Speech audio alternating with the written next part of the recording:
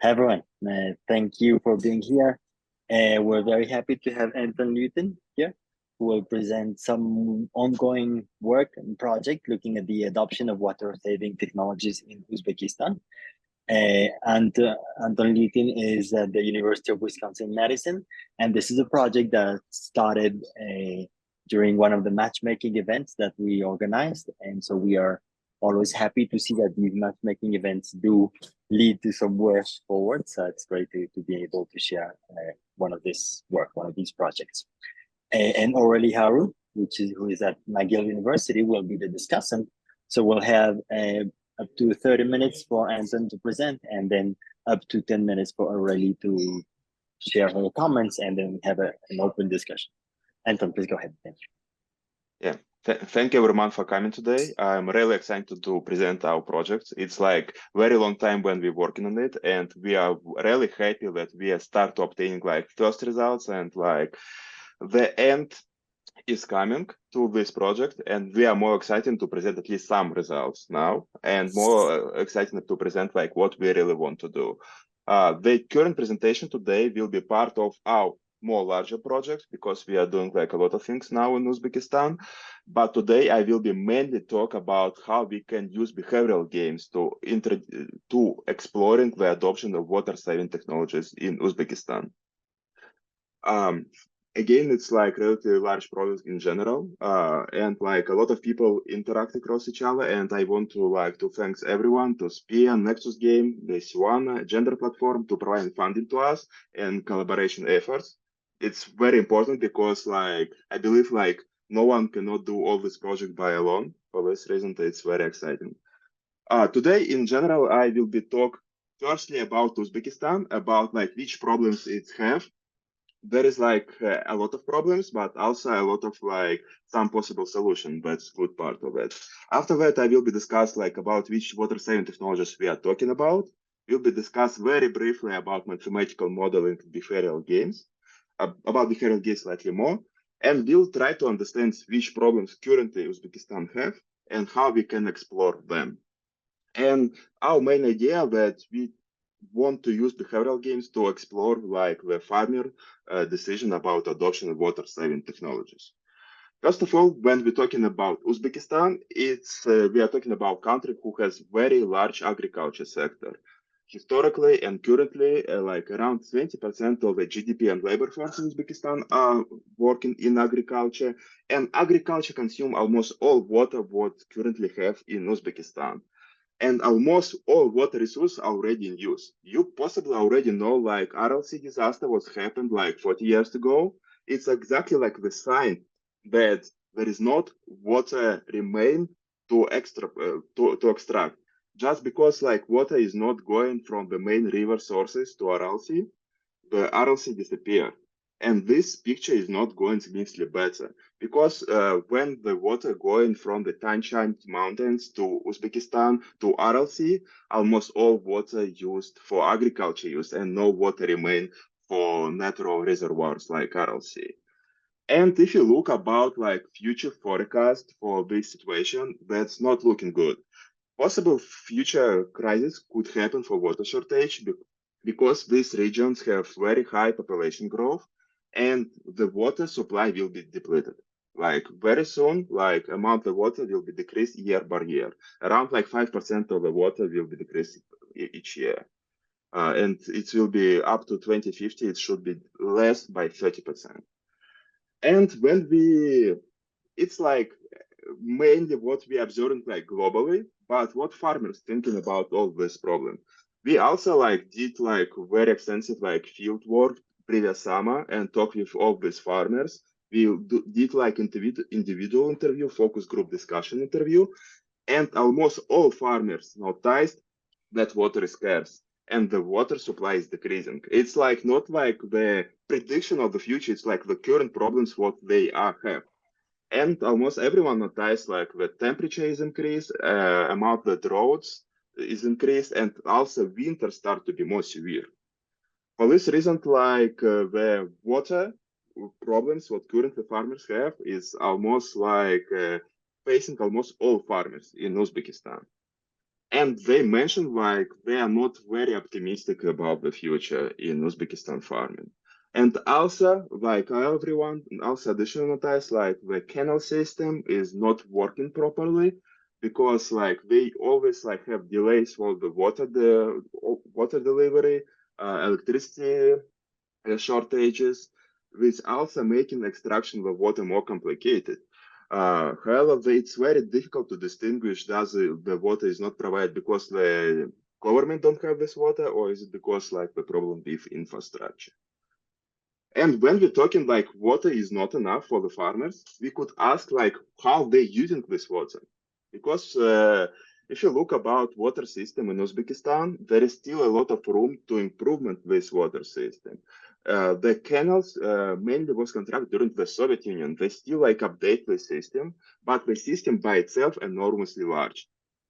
And in general, it's very difficult to maintain all the system in the perfect condition. It's very required a lot of investments every year. And also, the local communities of the farmers don't have so much opportunity in the managing and maintenance of this irrigation system because the governments are usually responsible for that. For this reason, like on the macro level, like the canal system is going fine, but there is still could be significantly better. But if you're talking about more local level, how farmers are using this water, like they receive like some amount of water and they still have shortage, but they still growing water intensive crops like predominantly cotton and wheat. And usually they rotate just like 1 year of wheat and just year of the cotton. Around like 80% of the agriculture coinciding to the cotton and wheat. And also irrigation methods, what they're using to grow these water intensive crops are traditional and not highly efficient. For this reason, like we see like a lot of rooms could be improved here. It's like improving canal system, what could be done, but not us because it's requiring like the government infrastructure improvement every year. But what we are thinking, like what's also going now in Uzbekistan, it's adoption water saving technologies like drip irrigation and improve local cooperation in maintaining this local system. When we're talking about drip irrigation is a relatively new technology for Uzbekistan. It was implemented first time like 5 years ago after like the field research on the our colleagues from IFMI when they show like drip irrigation in Uzbekistan could really save the water and simultaneously increase the yield. However, the main drawback of this technology that it's cost a lot. If you look like it's currently cost around like $2,000 per hectare, and the government also understands this problem and provide like subsidies. The subsidies for the government center is relatively high. It's like $650 per hectare, when the average field size in Uzbekistan around like 30 hectares. For this reason, like some farmers like obtain like around $20,000 subsidies. But the initial cost is so high, even with these subsidies, that farmers still do not adopt it widely. And if you look about these farmers, they're relatively large, and despite that, their revenue comparison with the cost still not so optimistic. I mean, like it's required several years to obtain some profit from installation of these technologies. And if you look like what's based on our information from the previous fieldwork, the current uptake rate of this technology significantly vary across regions by regions from 0 to 50%, and with median around 6%. It means like this technology was implemented only now, and we are looking on the ongoing process how it's adopted. And when we talk with the farmers, again, previous some by fieldwork, and ask them why you don't want to install water saving technologies like drip irrigation, they mainly talk that it costs too much. We don't have enough money to have installation of that. And it's also like the credit rate for this technology is 14%, what is lower than inflation, but for farmers, it still looks like not fair. Uh, for this reason, like economics factors and financial factors still most important for them, but that's not only the end of the story. They also mention a lot like they not fully know how this technology will be work on their fields. they don't know how to fully use this technology. They're not fully sure, like, does this technology will be work on their fields. For this reason, like, lack of knowledge and expertise is one of the barriers what they are facing. Because yes, that's costly, but it should be not the problem if the profit will be higher.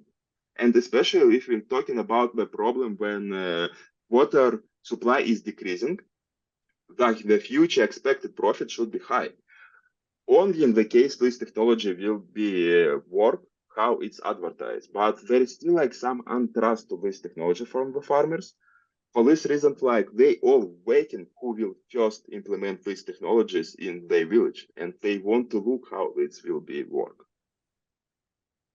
For this reason, like the role of the local knowledge about this technology is highly important. For this reason, like when we talk about communities where we have installation 50%, it's how it started. Someone implement this technology, they look it's profitable, and they start to implement it. But they cannot use this knowledge from one region to another one. But for this reason, in the regions when adoption rate very low, everyone just waiting who will adopt this first. For this reason, like community aspect in this adoption process is very high. But community aspect in Uzbekistan not only about water saving technologies, it's also about water distribution. As I mentioned before, like Uzbekistan have enormously large canal system. It's only like one region, Khorezm region in Uzbekistan. And if you look on the canal system in these regions, like this small dot in the left graph, it's like canals. And it's not only in this region so many canals, it's like across almost all Uzbekistan except some regions. In general, it's very difficult to maintain and distribute the water from this enormous large system. For this reason, like farmers usually still cooperate on the water distribution across each other because they like in one village, they usually have like 1-2 canals for everyone, and they share like the same water sources from the same canal system. And if like someone extract this water, then means like this water will not go to another farmers. Just because like the water providing is limited and could be like provided like 1 day per week, and for this reason like the water supply is highly limited. And this system, like when local interconnection are very important, sometimes it could favoring upstream farmers rather than downstream farmers. And this especially like this interconnection is significantly critical when we're talking about water scarce and when water rights are not well defined. It's exactly the case what Uzbekistan can have. Some could argue like if they have this problem with distribution, then possibly like water price would be stabilize this market. But unfortunately, like water price in Uzbekistan is very low, and it's highly subsidized by the government. For this reason, like the main constraints which are farming are facing is like water constraint, not financial constraint when it's question about extracting of the water. And how this works in general, like local government providing some water to some village from the canal system, and after that they are local government try to distribute it equally. However, because there is too many farmers and not so many regulations, that and also not so many water matters and system in general so interconnected, it's just difficult to achieve perfect distribution of the water from the government side. For this reason, like farmers, communities play a very large role in distribution of the water. They are try to look on each other, they try to control, talk across each other, and just to look like someone will not over extract this water. Not perfectly, but in some way. For this reason, informal monitoring and reputational system is very important. I just want to summarize like the local communities in Uzbekistan of farmers playing very high role in the water distribution. And these local communities will be affect how the water will be distributed. For this reason, like just to summarize all the context, we are talking about the country who has very severe water scarcity, and this will be significantly worse. And like the main aspect how they distribute water locally it's for local communities, and also the process of the adoption water saving technologies are happening locally. For this reason, we have like 3 variables here, like different water supply, adoptions of water saving technologies, and communities, and they are all very interconnected. And also, like, if we have so interconnected these 3 variables, adoption of water saving technologies could also affect like distribution of the water in the system. For this reason, like all the process of the adoption and distribution of the water is affect each other, and also have very strong social effect here. But let's talk slightly locally from the local communities to the farmers, how they are seeing this problem. In general, like farmers are entrepreneurs here, like they really try to maximize their profit, and when they try to introduce new technologies, they think not mainly about water saving, they thinking about increasing their yields with given amount the water supply what they have. And when they think about adoption, they think about does this technology will be profitable. As the water is relatively inexpensive, then but availability of the water is highly limited. For this reason, even they don't have ability to purchase this water, they still have some shadow price on this water. This means that you want to buy the water, but you don't have this market. For this reason, like the main constraints what farmers facing for extraction is like just availability. For this reason, water saving technologies, in their view, could be profitable if like they have some water shortage, and under this water shortage, they could grow the crops what they wanted from. And if you look about new water saving technologies, we also try to simulate like what's like adoption process and what's the decision making process that farmer facing, and we try to compare like 2 technologies like gravity irrigation, what is traditional, and drip irrigation. And we try to make like just to understand like drip irrigation really could save water, and also like required significantly less water what gravity irrigation. And based on this, it's also changing like the farmers' incentives to extract this water. And also drip irrigation will not work if you have like very small amount of water relative to gravity irrigation, because like we're talking about relative scarce on the water region, evaporation rate so high that drip irrigation required at least some water to be effective. And if you compare like the incentives which farmers have with different water supply, and we'll try to look how the farmers who has a lot of water versus who don't have a lot, we can look like the farmers who don't have water at all, they don't have incentives to install drip irrigation. While the farmers who have a lot of water, they have not so highest incentives to install this, just because like all methods is performed very well. But the farmers who has like moderate scarcity, then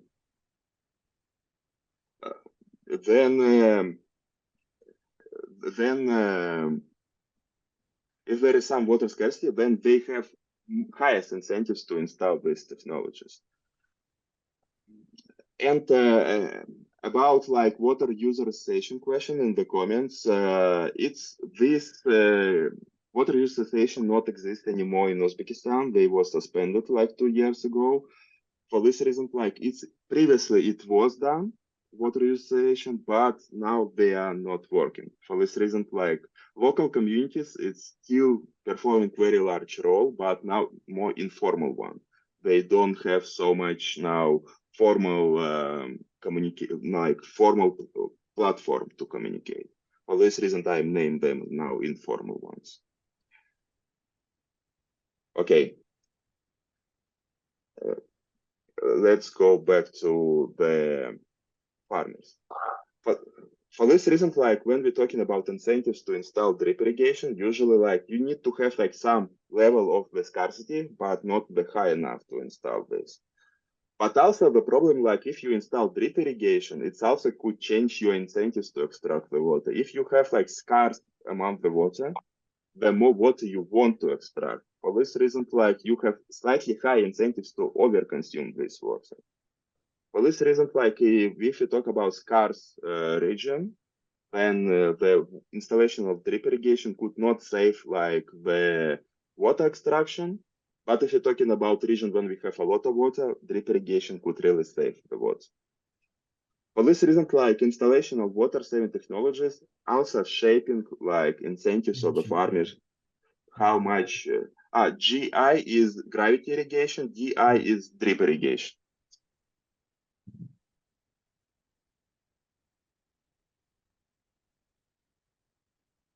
Okay.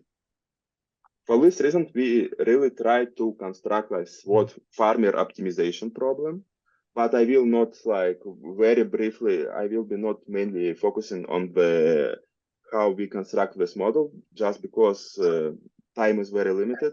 However, I will be discuss at least like what are the predictions we currently have, what farmers currently have.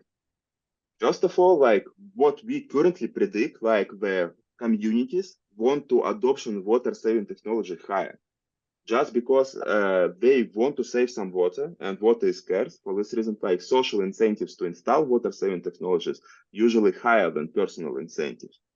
For this reason, we suspect that in communities when we have higher cooperation, the higher installation could be. But the farmers who have too small amount of water, they don't have enough money to install these technologies and usually don't have highest incentives to install these technologies. But the farmer who has too much water, they also don't want to install it usually, not because they don't have money, just because the old methods perform also well.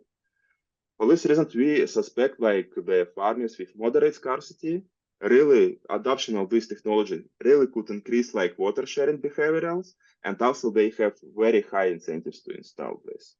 For this reason, it's like what we currently suspect, like the farmers with some level of scarcity will want to install that, but the farmers with not scarcity at all and with severe scarcity will not install these technologies.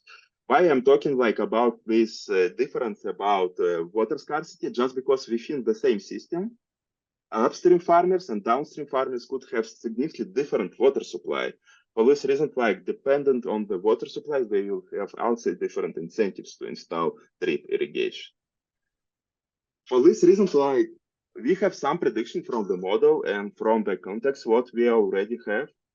But the problem, like, if to look on this problem in real life, like all farmers are different and they have different experience, and also like multiple institutions involved on the process of adoption, like water irrigation agency, local government, farmers, communities, and in general, it's very complex problem to understand it like easily, just because like water irrigation agency could be have like some own preferences which regions will receive the water. Local government could incentivize the farmers or push them to install that. For this reason, we're thinking like here to use like behavioral games approach to really ask the farmers to play behavioral games just to standard to make the decisions what they are doing more isolated and just to understand how the decision process are happening by playing with farmers by these behavioral games. Just because like just to ask them what do you want to install and why it's not include very easily to understand like social aspect of the adoption process here. And the behavioral games also could help us to understand how prediction from our models coincide with behaviors within the games and with reality. For this reason, we're thinking like behavioral games could be performed here well. In general, using of the behavioral games is not new approach. In general, like behavioral games are using now like for 20 years, and like modern research also doing a lot like in field work, and there is plenty of the games what was used to understand how farmers are sharing resources and by using behavioral games. In general, like if we are talking about there is so many different games, like almost no one games which are suitable to Uzbekistan. Because if you're talking about trust game, groundwater games, and dictators games, they usually not so well simulate upstream, downstream relationship across the farmers, which are crucial for surface water. If you're talking about irrigation games, they are exactly was developed to simulate like upstream downstream relationship across the farmer to maintenance of infrastructure. However, in the Uzbekistan, we have not only water distribution question, we also have the question of the adoption of water saving technologies, which are so crucial. For this reason, we are thinking about modification of old irrigation games. Just to make sure like we are all on the same page, I want to briefly discuss about what does it irrigation games is. Irrigation games are, it's like when we have like the group of the farmers, for instance, 5, where like every one of them receiving like this community, for instance, receiving like some fixed amount of water. And they, by order from upstream to downstream, decide how much water they want to extract. You can imagine like if you have like 5 farmers in a row, first one decide like how much extract, the second one after that decide how much to extract, but the amount is start to be lower because the first extract, and etc. For this reason, these irrigation games really try to mimic the real behavior what farmers have about extraction of the water.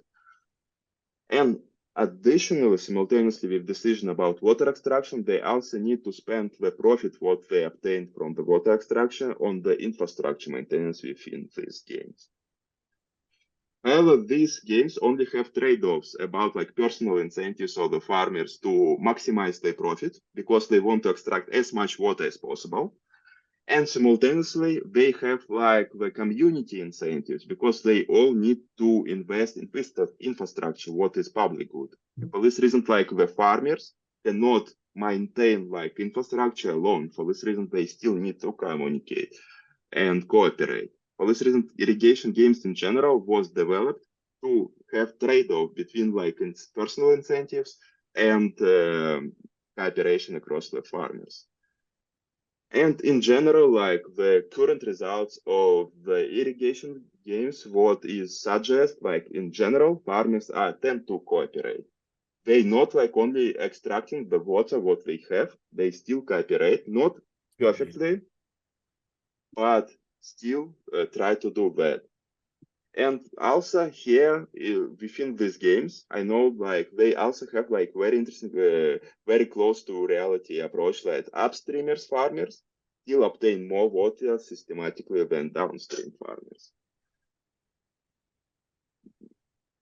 But in the current version of the irrigation games, they do not talk a lot about like adoption water saving technologies. For this reason, what we want to do in the Uzbekistan, we want to keep the same rules what currently have irrigation games. But we additionally want to extend the current rules and add like opportunity to the farmers to invest in water saving technologies. And to give opportunity to the farmers to invest like in-game tokens into purchasing like drip irrigation within the games, which will be very similar difference with production function what they currently exist in real life. And we hope like to understand who will adopt these water saving technologies within these behavioral games. Because like our model suggests like like mid-streamers could adopt this, or like upstreamers, and who don't have water will not adopt this.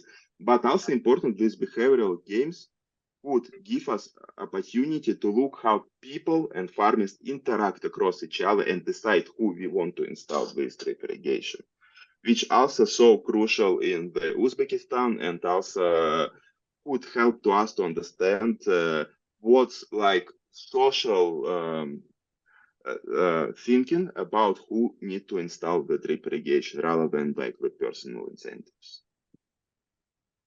And these games, we are already in the process of the conducting of the survey in Uzbekistan. We plan to conduct like 2-wave survey. And on the same farmers, between the first and second wave of the survey, we want to conduct like with same farmers, with subset of these farmers, these games. And just to try to them to participate during this late autumn in these games and ask them to play in it. And after that, we will try to analyze how they play and who installed the drip irrigation within these games. For this reason, let me summarize what's like we currently have. First of all, like we have like very strict prediction what model talk to us, like that farmers still want to adopt this technology if they have some level of the scarcity. But also like behaviors of the farmers could be very like which technology they use and how level of the scarcity they use. And we want to test this hypothesis based on the game design by changing the current framework of the irrigation games to add the farmer's decision to adopt these technologies. And we really hope that our hypothesis, what we currently have, will be true, but we don't know. It's like the good part of the experimental approach. We really want to look how the farmers will behave, even like in this decision making, even within behavioral games. And we really hope to understand like what they both by communication, thinking about like who need to install the drip irrigation, and in the end, we hope to understand how their own decision in real life are correlating with their behavioral within behavioral games. Okay, and that's all for today from me. And if you have any questions, I'm very glad to answer for that. I know that's slightly a lot of information, but at least main idea here just to provide you that behavioral games could be very powerful here just because we have a relatively unique context. Yeah, thank you.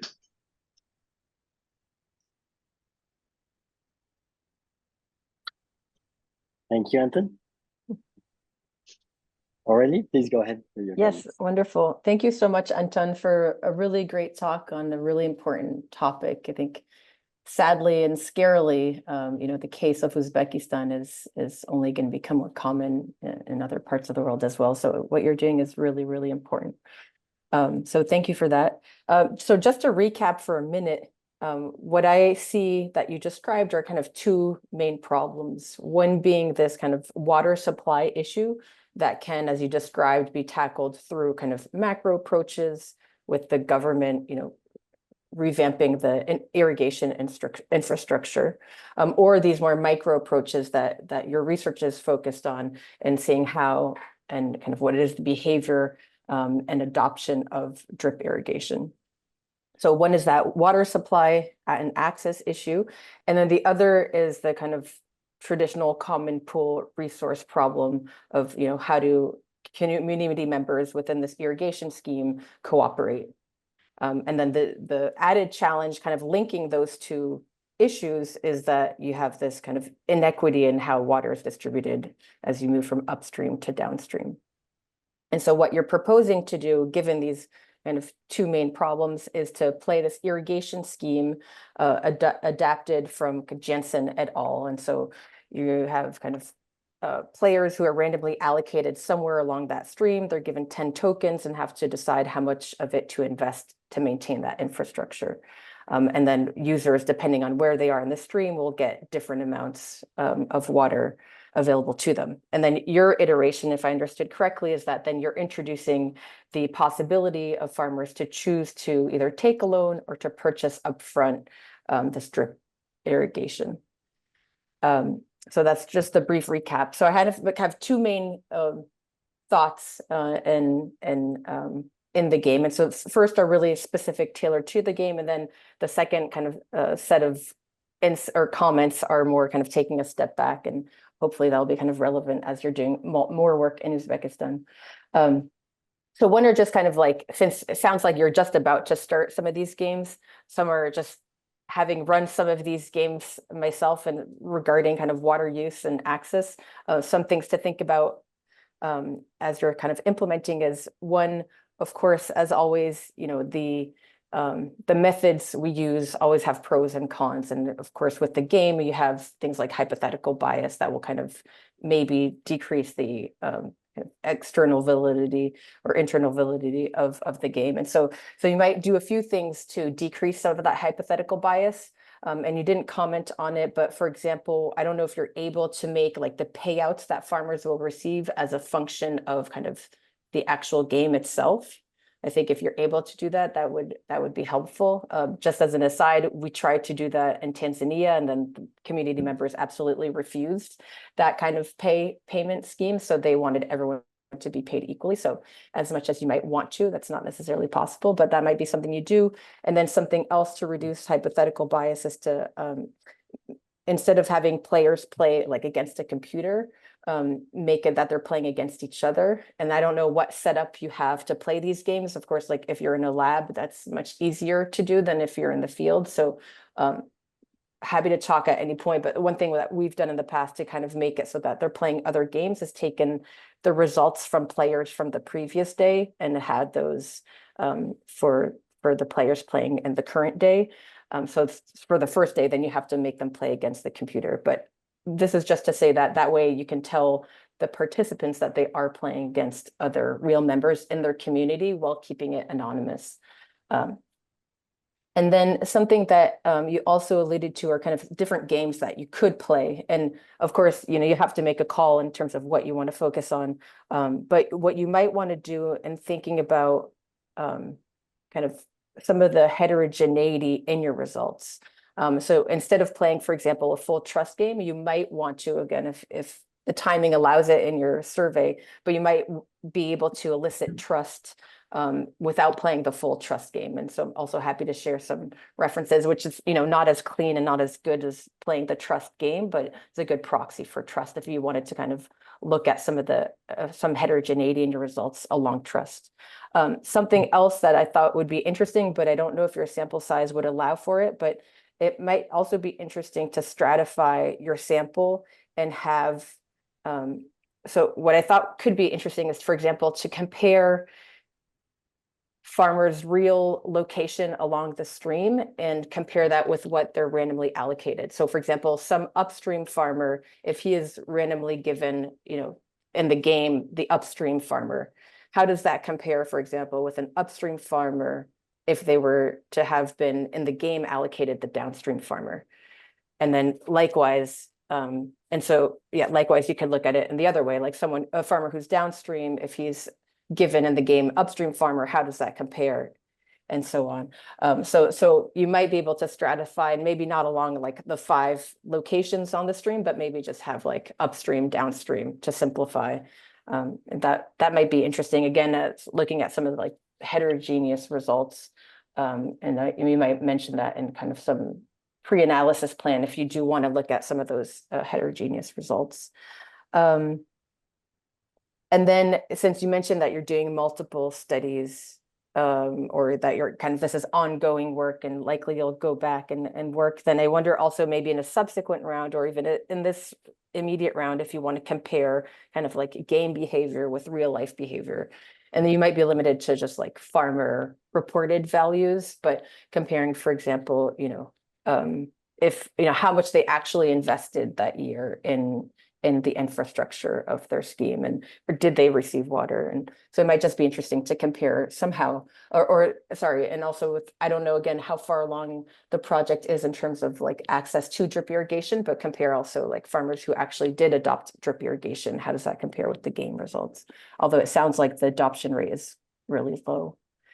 And then I guess the last kind of point here with the specifics, I was wondering why you focus on the kind of the different investment options that you mentioned in the game. So they can either kind of pay upfront 18 tokens, or they can pay, take a loan and pay back 5 tokens for 5 rounds.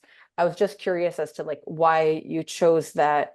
Is that replicating kind of the reality of kind of the scheme that's in place in terms of encouraging farmers for adopting drip irrigation? Yeah, it's relatively similar like what they currently facing. They have like the debt for 5 year for 14% interest rate. For this reason, I really try to make all these games very similar to the reality, just to understand Perfect. the context very close. Okay. Okay. Great. Great. That's great. Great. So those are my thoughts and observations from kind of the specifics of the game. And then I couldn't help myself but kind of take a step back and think about, this really important issue that you're studying. And I should know this, and Eleanor Ostrom showed that there is evidence that members within a community are able to self-govern and are able to manage these common pool resources. But I was curious about like what evidence is there to see kind of what made some of those instances more successful than others, for example. And again, here is just thinking like if you are returning to Uzbekistan and thinking about maybe, what is the kind of policy intervention that you would want to implement? Because, the drip irrigation is again tackling this like supply of water, but then there's that whole coordination issue as well, right? Where downstream users aren't getting enough water. And so to get at some of those coordination, what are some of the policies or some of the maybe tools that can be implemented that might help community members improve that management of that common pool resource? For example, if it is about kind of like if social norms and what your neighbor is doing is very important in the community members, then is having, for example, an information treatment where you're comparing like you're reporting maybe like water use from upstream users to downstream users and vice versa in order to kind of get people to try to save more water. So I don't know that you would want to do that now, but it's just the thought of like maybe having some sort of like informational treatment might be of interest in order to get at that kind of cooperation. And then I'll just wrap up because so others can also close their thoughts. But I'm in kind of reading some of the background on this, it sounds like some of these kind of top-down approaches seem to be problematic in some ways, but I couldn't help but wonder how difficult is it to be able to monitor water consumption or install water meters, for example? And I guess there's probably a monitoring issue there as well. Or what about if you have access to water based on your hectares, the number of hectares you have, can you have some sort of a flat fee? And then if you adopt drip irrigation, can you then get kind of a subsidy or a reduced fee? So I guess just thinking more about like what are some of the different approaches in addition to kind of the micro level drip irrigation that you're proposing, but what are some other kind of maybe policies or interventions that could be used to tackle some of these issues? And or for example, maybe having lead farmers kind of have these drip irrigation so that other members can observe, what they're doing to encourage adoption and see what kind of increased yields they might get from adopting drip irrigation. So anyway, I'll leave it at that to let others be able to comment. But thank you so much. It was really, really interesting work you're doing. And thank you for your comments. It's like, that's a lot of comments, and on majority of I'm the same page with you. For this reason, also thinking in the same direction. And I also thinking like could be done more. We'll see how it will happen. But I'm also very excited about that. Fantastic. Right. Thank you so much, Orly, for these in-depth comments and great thoughts. I also have a number of comments. One perhaps to start with, and it will connect to the rest. I haven't heard a very explicit research question. Perhaps there's a little bit of this is how we predict that they will behave, and the middle one in terms of water scarcity are the ones that will adopt the most. But in some way, this is either a test that you estimated well the profit function, or it's a test that they of their cognitive ability that they understood well enough the game to optimize well. And perhaps there are other research questions that I would encourage you to think about, and that would be super interesting as well. One is that in this game, if you compare to the Jansen's game, in this game, the big story is that I could adopt the drip water, but it's mostly an externality. It will not benefit me, not that much in reality. I think I see your profit function. I was wondering, first, a quick question. Did you really estimate it out of actual cost and profit data? Do you think you found something very close to the profit function? Because in many cases, it's actually almost never profitable because it's more of an externality than profitable for the one who adopts it. Do you have a quick yes or no question? Is it mostly estimated on real data? Yes. About the profit function, it's mainly like individual decision based only about on our hypothetical, because there is like no research done about what exactly production function for drip irrigation. We know only like how will be changed like optimal points, and that's all. What about spillover effect? When I did all these models, I also tried to do like just like prediction personal incentives versus like optimal social incentives. That's all what I did, and try to compare them. Yeah, because to a large extent, it tends to be, unless water is really charged at a high price, which is the actual price that includes the externality that it has, which is almost never the case, then it ends up being mostly an externality. So in the Jansen game, they have this investment in the public good, and perhaps instead of adding the element of do people want to invest in the drip function, I would think of this public good as actually investing in a drip function, in the drip technology. But thinking that at the end, if the upstream farmers adopt it, it mostly benefits the downstream farmers. So there is a great dilemma here of thinking who should pay, because the efficiency would say, well, we should ask whether the downstream farmers want to pay for the upstream farmers to adopt it, because they're the ones who benefit the most from this, not the upstream farmers, who will have enough water anyway in most cases. But it's completely, there's zero equity in asking the poor downstream farmers who already have less water to be the ones who pay for the upper one. So in a way, giving them a space to debate what payment structure would you like to have? Would you want the downstream ones to pay? So they could say, no, the upstream farmers should pay for it. And then they try. But then the result is that the upstream farmer may not pay for it because it's a pure externality.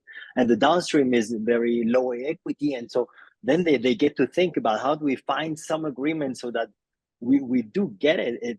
The drip innovation does happen, but also that it's somewhat a decent level of equity. So I think here there is a super interesting trade-off that is completely worth exploring, and perhaps could create some ideas of solutions that could be implementable in real life.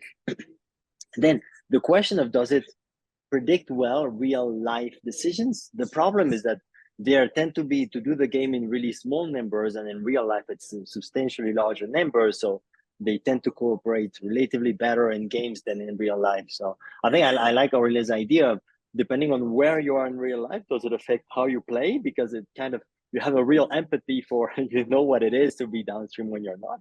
And then the other question is, when you go back, and people like Juan Camilo Cardenas here in Colombia and others have thought a lot of, okay, these games could be an intervention in itself, so that because they have put the upstream farmers in the shoes of the downstream people, does that actually make them change how whether they want to invest in drip water in this case? Because now the other motivation is just, well, now I get more empathy, and I realize that if I use all the water, I'm harming these farmers because I've been in their shoes for a moment and I wanted people upstream to buy it. So that would be a nice way of having, of creating, also thinking of it as a treatment, and perhaps giving some opportunities of policies that go more through making them each other understand the situation of the others. So it's kind of a brainstorming of ideas, and there's a few more comments, but I think these are the main ones, and we want to leave space for others to comment. If you have any short, immediate reactions, and let's leave time and space for others to comment.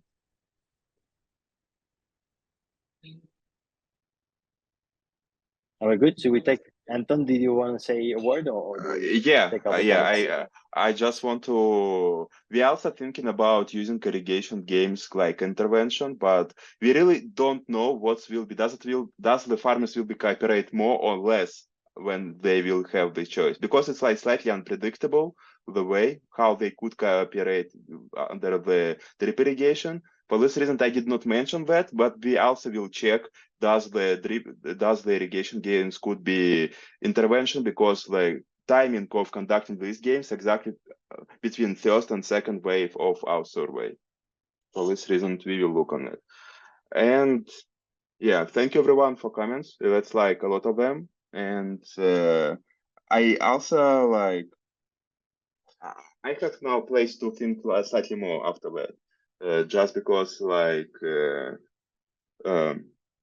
I also agree like that downstreamers could like pay upstreamers, and it's like very interesting trade-offs. And exactly from this same idea, I start to thinking like to implement these games, because like there is very so high in the spillover effect what water saving technology could have, but you don't see this spillover effect payment for individual farmers. For this reason, we want to do these behavioral games in more closed framework. Yeah. There were Anton, a number of written comments. Go ahead, Orly. Oh, I was just going to say that I think that there's some comments in the chat. I don't know if you saw those. Oh, yeah. Those who commented in the chat, maybe you want to say it. Let's make use of the fact that we are live. If you actually want to ask it, I think it's even better. We can read it, but I'm sure you'll say it better than we did. Okay. And or avoid oral questions. Someone want to? I have answered for one question from Byron Reyes, that we currently thinking about, like, it was the question how we selecting the farmers and the districts. In general, we selecting them are totally random. And for this reason, we don't have any stratifications here except choosing the districts. We try to choose like different districts by the water availability within the same regions. The next question was about what is the dynamics among the communities. Anton, Marie-Charlotte is raising her hand. Maybe she could ask the question. Yes. Yes, please. Yes. Hi, Anton. Hi, everyone. Yes, lovely presentation and super interesting work, which, yes, definitely opened the space for further questions just to understand the behaviors and, yes, water cooperation, water scarcity in that context, and how adoption to particular technologies may or may not help. So that's super interesting. I think my question once while you were presenting was specifically on the context and the role of potentially water user association, with behind that the idea that there might already be some cooperation within the communities on water sharing and common pool resources for maintenance of the canal. So that's the question on the context, really trying to better understand that. And beyond that, since now I'm talking, I do agree with what all of the comments provided by Orly and Rashid, and on the suggestion to think through kind of the treatment arms that you can play around to have more specific responses using the design of the game that you will have.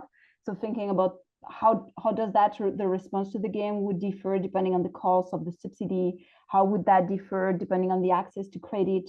How would that differ depending on the access to information, etc.? So I think there are all those things that you can play around to have more specific answer using the game that you would have. And I don't think I've heard a lot on risk and uncertainty in your presentation. While I do believe that it has a key role to play there in trying to understand the behaviors and the adoption of farmers. So you mentioned toward the end, and it's maybe still there, to include stochastic water supply. So I would like to hear more about that. But that's also, yes, that's also uncertainty, not only about water, but you mentioned about power and the access to power or to outage in some cases. That's also about the weather, uncertainty, etc. So can you say a bit more on risk and how you're planning to potentially include risk perception into the design? Yeah. In general, in the design of the games, we don't have risks in general, except like only one. Like we additionally, one of the games set up want to additionally have the last rounds what they will play. There will be additional variation in water supply. What will be some stochastic. It's like only one additional mechanism what we currently have for the risk for these games. However, we are also conducting the survey in Uzbekistan. We also where we really try to collect the information about the farmers' beliefs about these technologies and also like their risk perception about climate changes.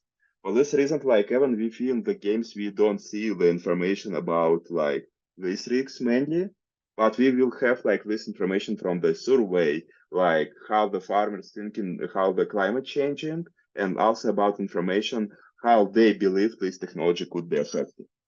For this reason, information about the risk will be mainly about like from the farmers. And personally, I just thinking that it could be like again just to look how the players will be play, comparison with real life, like their perception about climate change and beliefs about how this technology is will be effective. I hope I answered your question. If not, please just let me know. No, you did. Thank you. And indeed, I mean, that would be very interesting to look at the heterogeneity in your result, depending on the perception that they may have on this risk. Yeah, you're right.